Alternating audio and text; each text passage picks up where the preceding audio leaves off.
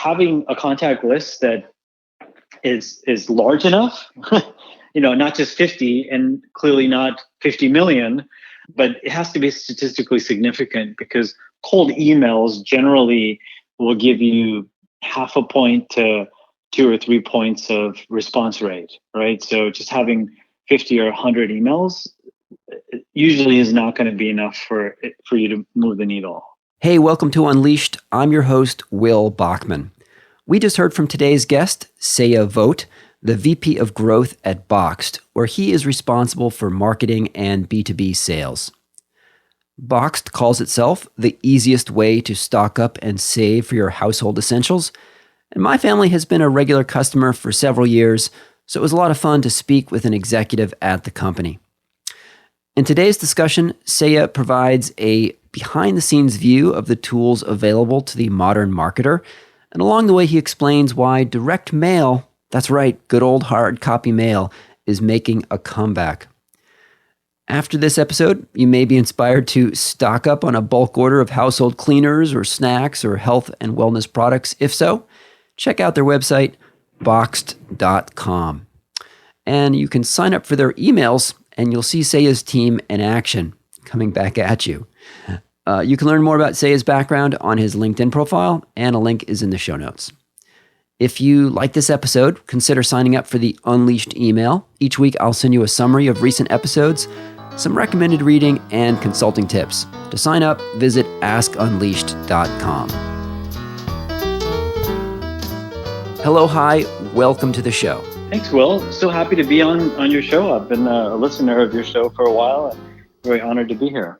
So, hi, what are some of the things that a consultant like me does not know about sales, or that we get wrong, or misconceptions? What are some things that I don't know about sales?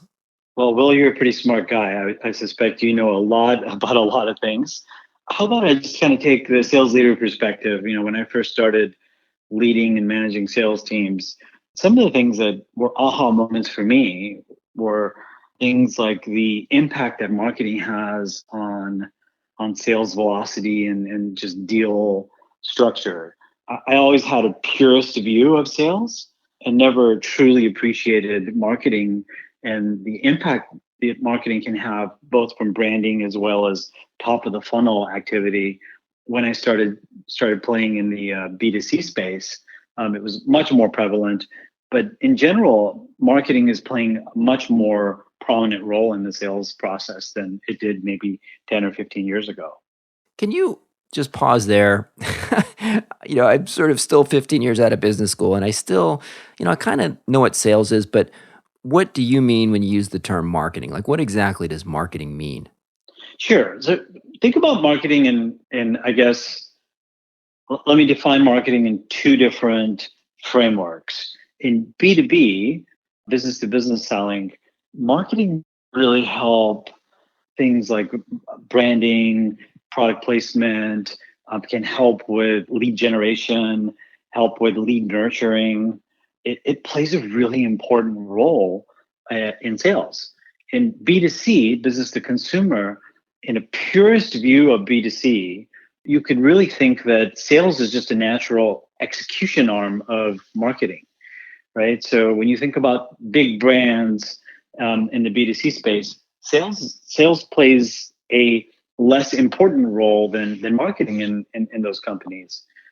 In either scenario, marketing really is important, and usually see a divide between marketing and sales in the organization. So usually when you think about sales transformation, one of the first areas to look at is, well, gee, is there finger pointing going around? How aligned is sales and marketing in terms of the goals and incentives, and is everybody on the same page? Okay. So in terms of misconceptions, or what consultants, kind of get wrong about sales, not every single consultant, but a lot of us, I suppose, talk to me about incentives. What are some things that maybe consultants push that are flat wrong? Yeah, I can give a couple of examples. Will, this is something that really does keep me awake at night too, of course, because sales leaders always recruiting and always trying to make sure we have the right team and the right number of people on the team, and you're compensating them properly. So one of the things, obviously, is you see consultants come in quite a bit and try to rejig the compensation plan a little too fast, and maybe a little too much too fast. It's really interesting because I've seen so many situations where top salespeople will leave, and when I'm trying to recruit salespeople, I would say at least half of the time, quality salespeople, when you ask them why are you leaving, they'll say, "Well, they messed with the comp plan, and in addition to messing with the comp plan, the quotas are just not achievable. I'm going to make a lot less money this year than I did last year. I just can't survive." So I think that's an area that compensation, obviously, for new salespeople, that's a different story. But when you have an existing established sales team that has been around for a while, I think too much change with the compensation plan too quickly is not a good thing, I think. Okay. Tell me a little bit about recruiting for new salespeople for a team. What do you look for? A couple of things. I kind of see new salespeople in two camps, and this is just High's view of the world. I like really junior salespeople that you don't have to unlearn bad sales habits, right? They're usually not as expensive, and they're eager. They want to make money. They really want to get into sales. Problem with that scenario is it takes a while. The onboarding and the ramp can take months, or even a year in complex sales scenarios and structures. The other extreme that I like, that I've been quite successful with of late, is getting experienced sellers that have relationships that they can bring to the table, and they have domain expertise and they understand the space. So the only thing there is to make sure that they understand the value proposition of the firm, they understand the processes, and hopefully they'll be incredibly successful. But with the more experienced seller, you'll know a lot faster whether it's a good hire or not. In terms of the whole recruiting process of how do you figure out whether candidate A is better than candidate B, basic things, right? And I know this is stating the bleeding obvious, things like, do they know the basics of your company and how do you make money, and where do you position yourself as a firm and your product or your service? Number two, if you throw in a curveball question, how do they respond to it? Not necessarily the right answer or wrong answer. How are they composed and how are they thinking? And then lastly, I think one of the things that people tend to forget with a really disciplined sales recruiting methodology is having the person actually stand up and pitch their existing product, or talk about something that give a presentation about something or another, and then answer and fielding questions. You can learn a lot about someone through that just 45-minute simulation with 2 or 3 people in audience. What are some of the curveballs that you throw? Oh, this is one where you and I talked about this a long time ago, Will. I like to ask people, well, gee, here it's Friday afternoon. I have to go out of town. I'm going to be off of the grid. I need to help a friend figure out how can he market and sell and price the only living, breathing T-Rex in the world. How would you go about thinking about this? And I would tell you, I've had people sweat, like literally beads of sweat coming off their face, thinking about this problem. I had a guy call me up at 2 a.m. that night with his version of the answer, or people just kind of, embrace the fact that this is a fun simulation and a fun curveball, and it's a rapid fire round of answers. That's pretty cool. Definitely thinking about the souvenir aspect of that. So we talked about incentives, we talked about recruiting a little bit. Let's get to the kind of digital kind of outreach, which is something that a lot of consultants probably for their own practice, they're thinking about what's the right way to do it, as well as when they're talking to clients, it's a good thing to have a perspective on. What's your perspective about the whole world of lead generation, reaching out to potential prospects, maybe people that really would like to hear about your service, but people feel a little awkward. Should I email this person? Should I contact him on LinkedIn? If I contact him on LinkedIn, try to engage in conversation, or do I just slam him with my offer? Talk to me about that whole space. Yeah, people are buying differently than they did 5 or 10 years ago.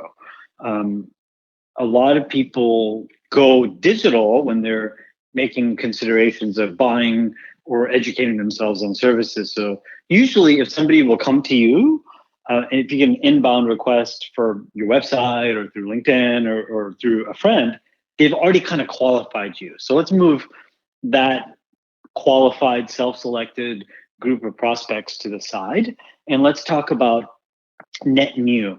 I think some of the practices that I consider to be world class practices in this space would be asking your friends on or your colleagues on LinkedIn for the warm introduction and juicing it up. So putting it on a silver platter where it says, you send the email to your friend, hey, here's who I am. I really appreciate this introduction. Here's what we do, and not show up and throw up in the email, of course, but enough so that someone knows A, you're legit, B, that there is a real desire to help that prospect. Those are golden, right? If you can get a handful of those on a regular basis, you can mine those.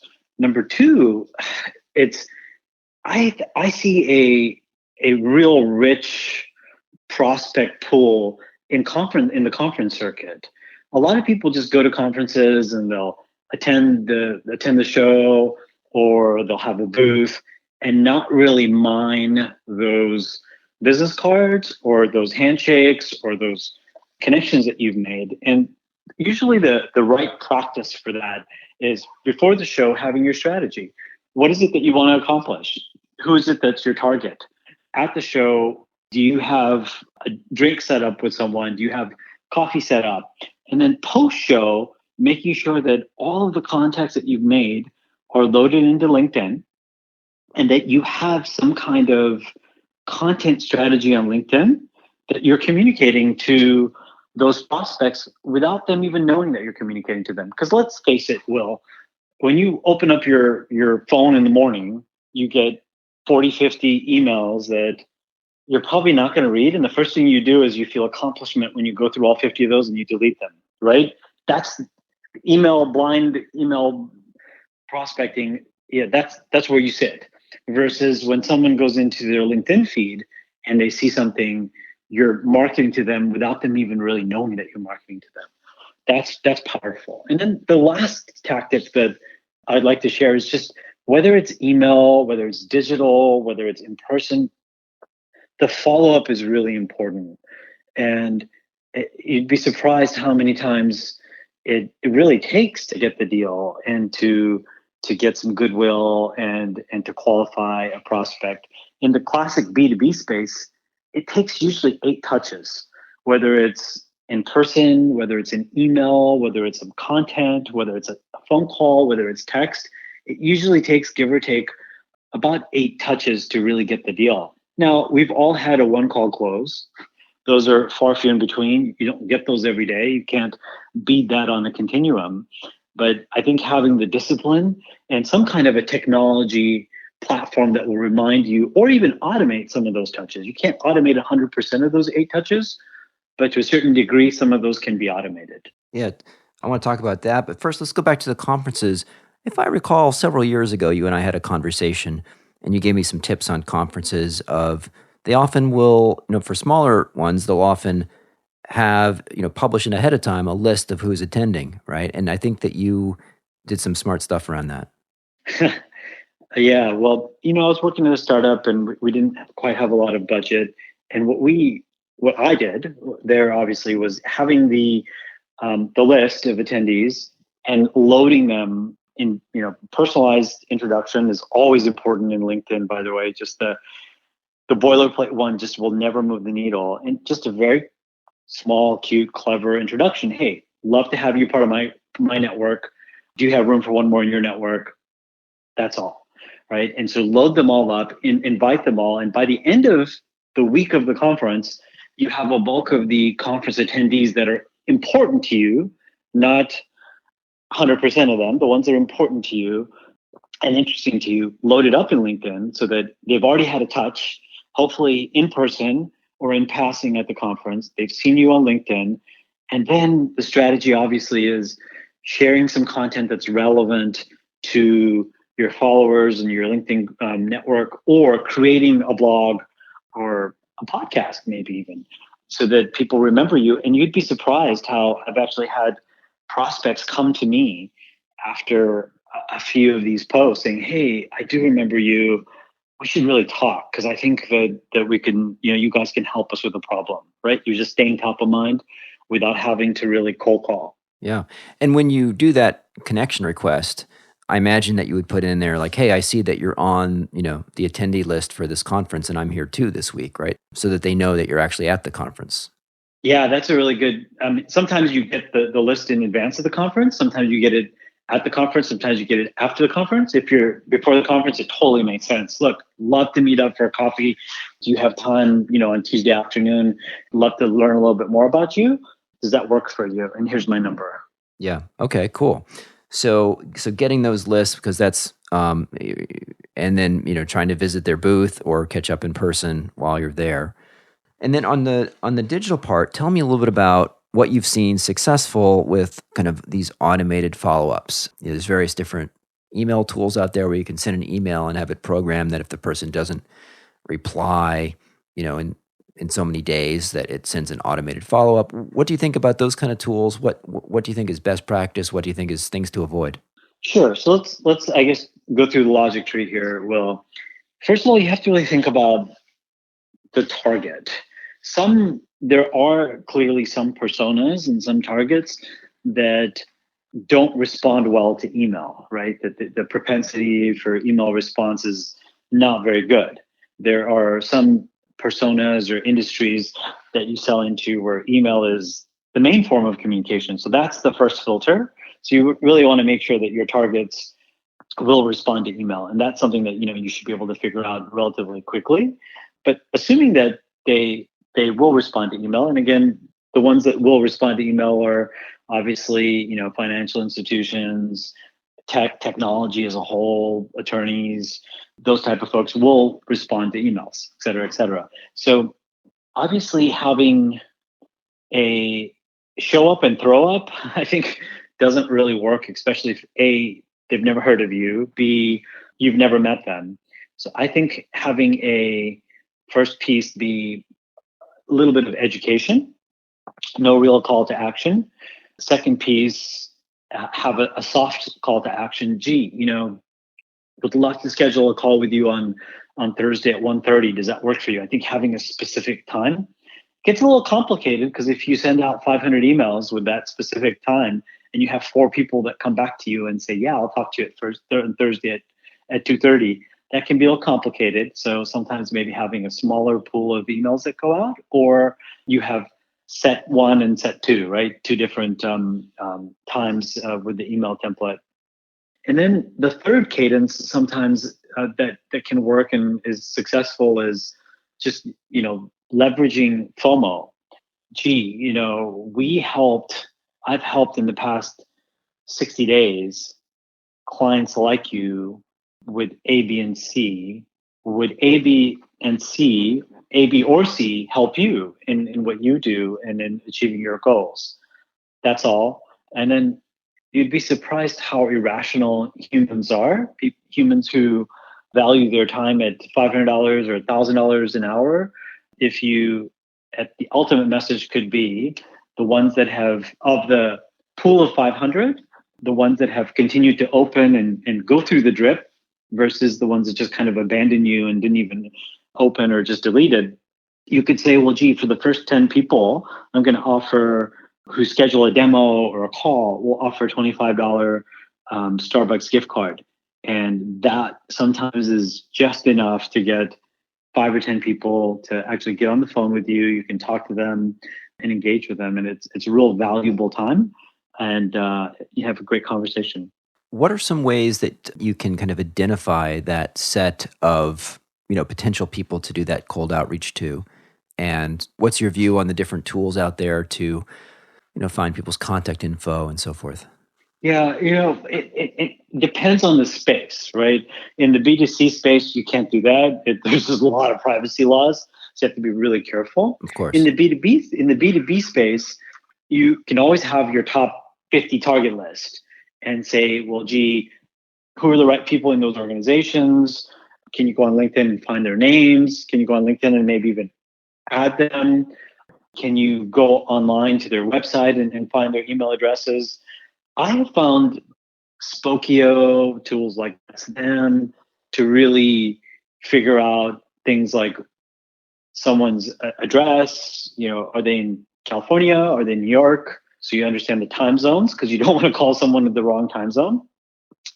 You can find people's mobile numbers online as well, by using some of these services. And I've been incredibly successful at, again, it's not something you can do every day, but you have a prospect where you just know that you can add value to them, and that your service and your offering is the right fit for them. And after a few work calls on their business line, or after a few emails, they've ghosted you.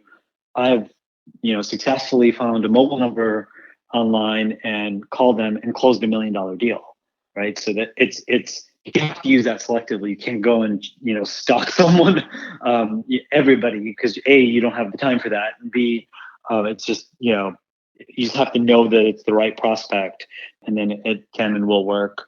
And those were people that you had already interacted with some degree, but then had stopped responding? That's right. So just finding a different way, different avenue of communicating with them. Let's talk a little bit about the kind of the broader tech stack. So take a step back, walk me through, there's so many different tools out there now. Talk me through your perspective on different technology tools that people should be thinking about using in a sales environment. Yeah, there's often the big question for sales is, gee, do you need a CRM?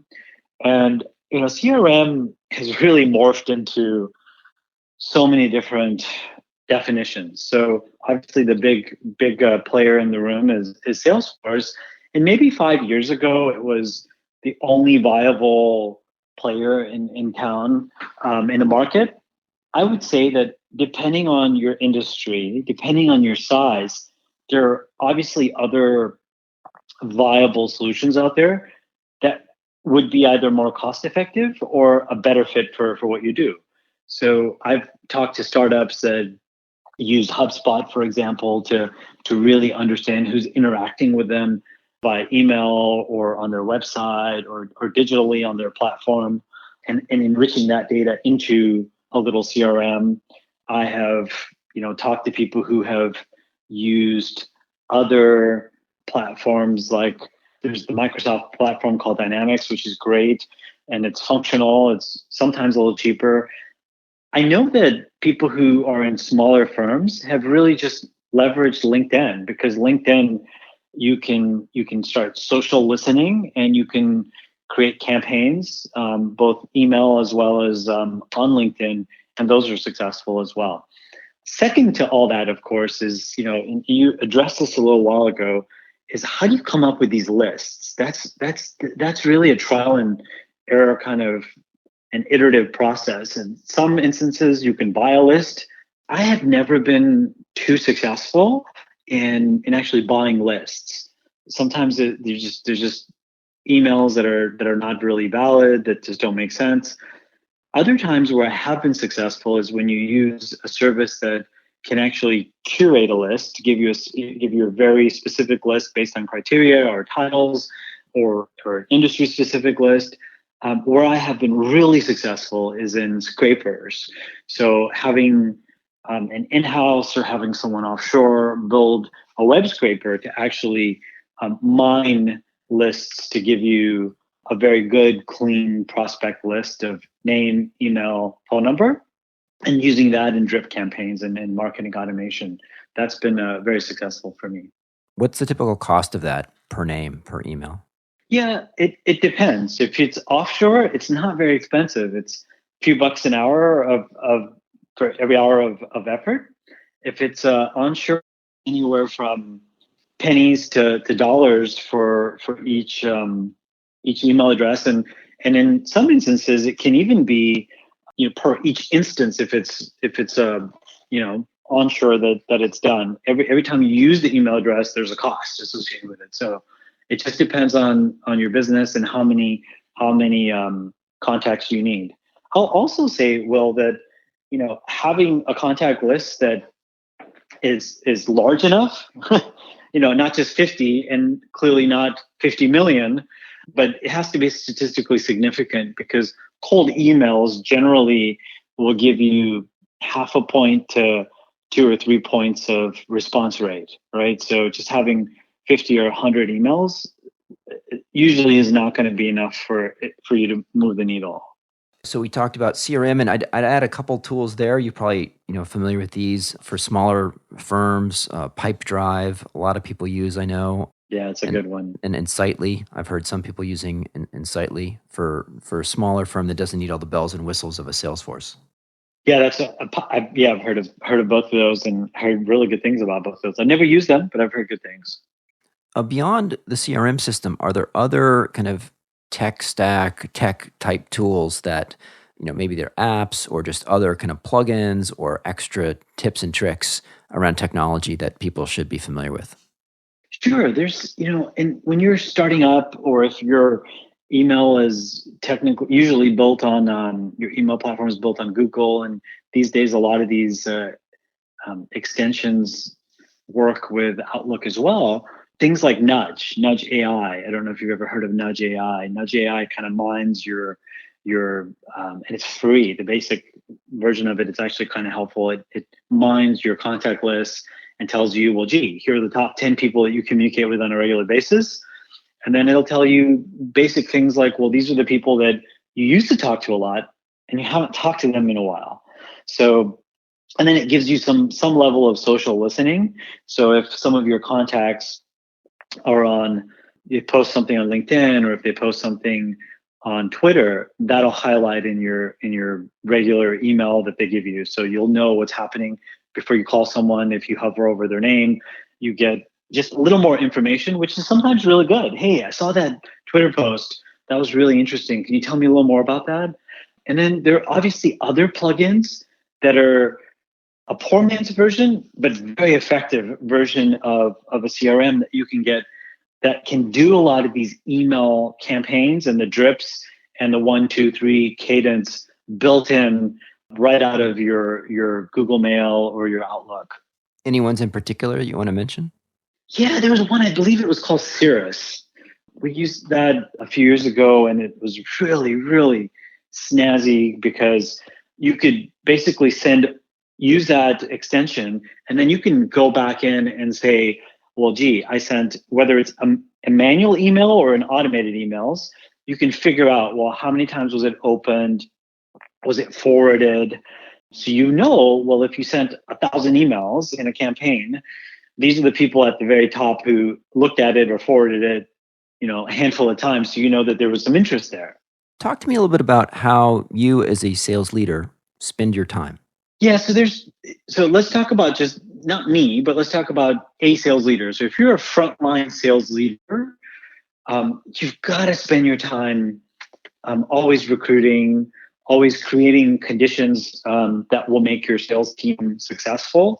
And that's a broad statement, but it could be sales enablement, could be coaching and training, could be pipeline development, pipeline coaching, understanding where in the sales cycle or in the sales process is your sales rep struggling, right? So not everybody's created equally, of course, and some people might struggle with prospecting. Some people might struggle with the contracting. Some people might struggle with qualification. And quite often, a lot of people just forget to, spend enough time closing. That's when you're the most vulnerable, is at the close.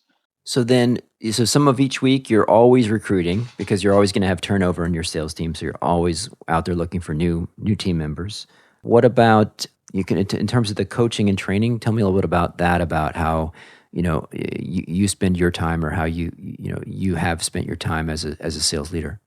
Yeah, it's probably the most important thing that you do second to recruiting as a sales leader, is really spending time with your sales rep or reps. So the rule of thumb usually is it's the rule of 3 hours a month.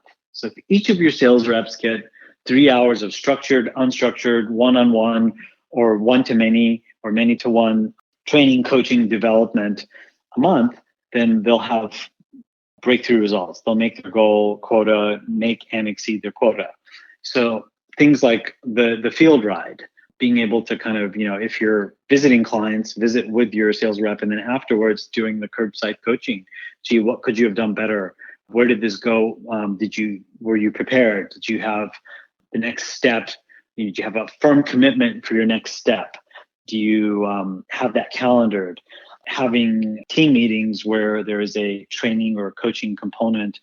A lot of sales teams these days use, whether it's Chatter or Yammer or Slack, having a specific channel on there where everybody shares how they dealt with a competitor and how did you dispel the threat? How did you position yourself against the competitor?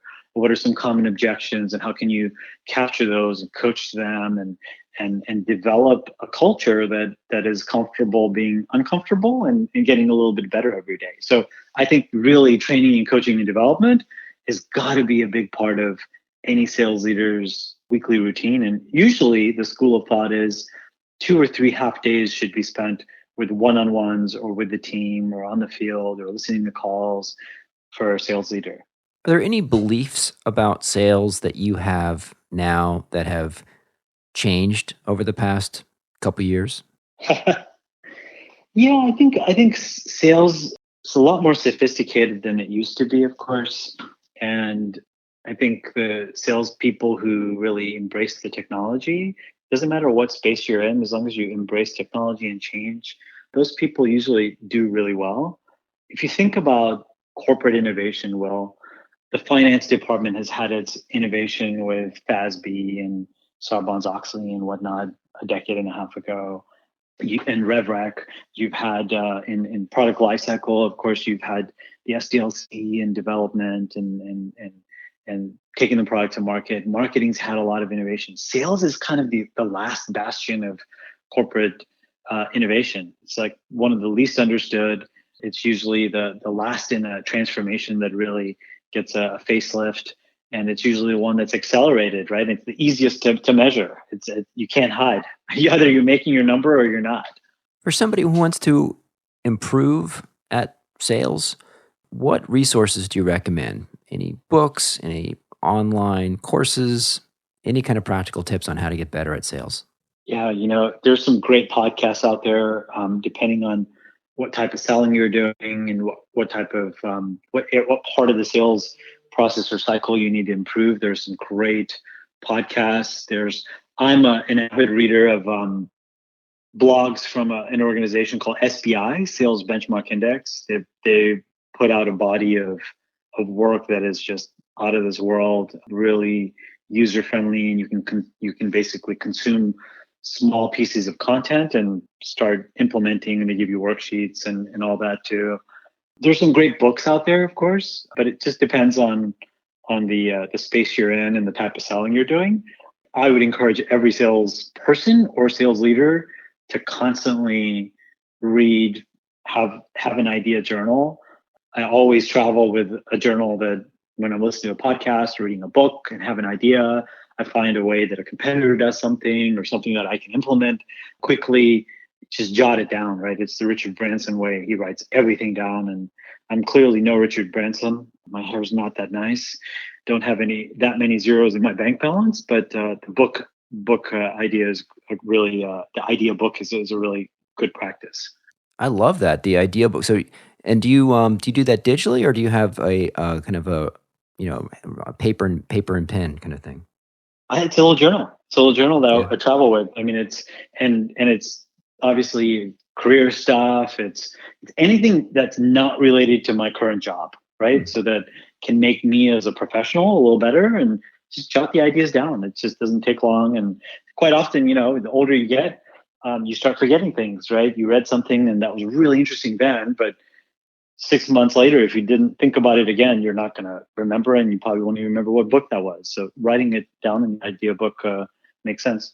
Yeah, I'm totally works for me. I'm totally on board with you for that. I've been doing kind of paper and pen to-do lists for a long time, and I recently read this it almost seemed too trendy, and I try to avoid the stuff that's too trendy. But I read this bullet journal handbook, and I've started that about a week ago, and I found that is a really fantastic tool and recommendation. So I've been doing that now and already seeing some benefits. You mentioned podcasts. Like, are there any particular podcasts on sales that you really like? Yeah, Sales Benchmark Index had one for a while that was really, really great, and it was updated on a regular basis. I would say things like, there's advanced selling, there's an inside sales one, there's sales secrets, sales questions, sales coffee, sales gravy. Those are some of the ones that I really, sales secrets. There's some B2B ones that are really great. To me, it's as long as the podcast is not 3 hours long and it's 20 to 30 minutes long, and while you're on the treadmill, you can get a few tidbits and go back to your idea book and write down. Hi, that is awesome. I wanted to thank you for being on the Yeah. show. This has been really fun discussion. Great to catch up with you and hear about all these tips and tricks. So thanks for joining. Thank you, Will, for having me on. Thanks for listening to this episode of Unleashed. I'm your host, Will Bachman. If you like the show, I invite you to subscribe to the weekly Unleashed email, where you'll get summaries of each recent episode, book recommendations, and consulting tips. To sign up, go to askunleashed.com or to shoot me an email at unleashed@umbrex.com, and I will get you added to that list.